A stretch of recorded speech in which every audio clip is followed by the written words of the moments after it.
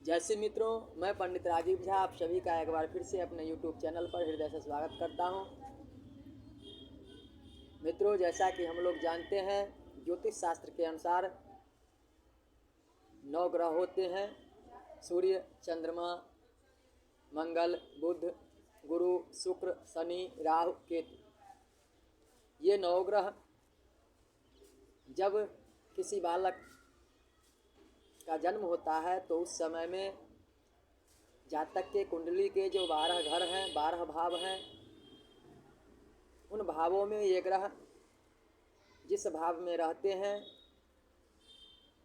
उच्च का होकर अथवा नीच का होकर, तो उस बालक के जीवन के उस समय में जब इनका महादशा चल रहा हो, उस समय में ये विशेष रूप से प्रभाव दिखलाते हैं। यदि बलहीन ग्रह होते हैं तो बलहीन अवस्था में, और यदि बलवान ग्रह होते हैं तो बलवान अवस्था में। तो कृपया प्लीज़ वीडियो को स्किप बिना देखिए, वीडियो को पूरा देखें ताकि आप लोगों को ये जानकारी अच्छे से समझ में आए। तो आइए हम लोग जानते हैं कि सबसे पहले सूर्य का रत्न कौन सा है और इस रत्न के पहनने से आयुर्वेद के हिसाब से बीमारी में क्या प्रभाव दिखलाता है और इससे हमें क्या फ़ायदा होता है। अच्छा रत्न अर्थात ओरिजिनल रत्न कौन सा है, इसके क्या पहचान है, तो इसके विषय में हम लोग विशेष रूप से चर्चा करेंगे। कृपया वीडियो को पूरा देखिए ताकि आप लोगों को इसके विषय में जानकारी अच्छे से प्राप्त हो। तो आइए सबसे पहले हम लोग जानते हैं कि सूर्य का जो रत्न है माणिक्य, उसको हम किन किन नामों से जानते हैं। तो सूर्य का रत्न माणिक्य जो है उसे हम संस्कृत में कई नामों से जानते हैं, जैसे माणिक्य, पद्मनाग, लोहित, सोन रत्न, रवि रत्न, सोनोपल, कुरुबिंद, सौगंधिक, वास्तुरत्न इत्यादि अनेक नामों से जानते हैं। हिंदी तथा पंजाबी में उसे चुन्नी कहते हैं। अंग्रेजी में माणिक्य को रूबी तथा उर्दू और फारसी में इसे याकुत कहते हैं।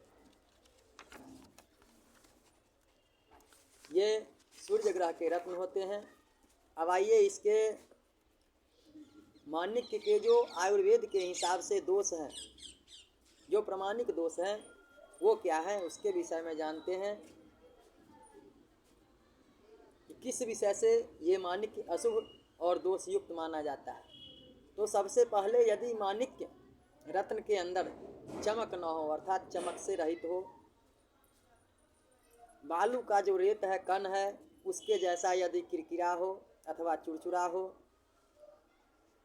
जो बिल्कुल दूध के जैसा हो, मैला रंग का हो, जो किसी धुएं के रंग का हो, जिस माणिक्य के ऊपर काला धब्बा हो, जो पारदर्शक हो, शहद के रंग अथवा शहद के तरह छींटा वाला हो, जो देखने में अभ्रंश लग रहा हो अर्थात विकृत हो, जिस पर दरार फटा हो, चीर लगा हुआ हो, ऐसे माणिक्य दोष युक्त होते हैं। ऐसे माणिक्य को धारण नहीं करना चाहिए। अब माणिक्य रत्न का चिकित्सा में प्रयोग क्या है, इसके विषय में हम लोग बात करते हैं। तो आयुर्वेद शास्त्रों में कहा गया है, माणिक्यं दीपनं वृष्यं कफ वात क्षयतार्तिमुत, अर्थात वात, पित्त, कफ, इन 3 रक्षक तत्वों को माणिक्य रत्न पहनने से शांत होती है।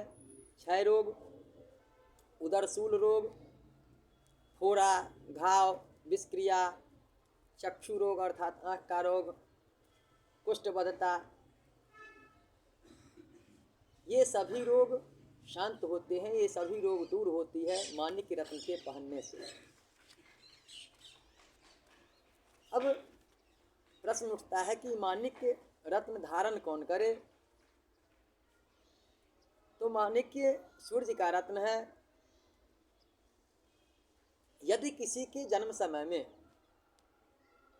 सूर्य अनिष्टकारी हो तो उस अनिष्ट को दूर करने के लिए हमें माणिक्य रत्न धारण करना चाहिए। खासकर 15 अगस्त से 14 सितंबर तक, अर्थात सूर्य का प्रभाव सिंह राशि में विशेष रूप से माना जाता है।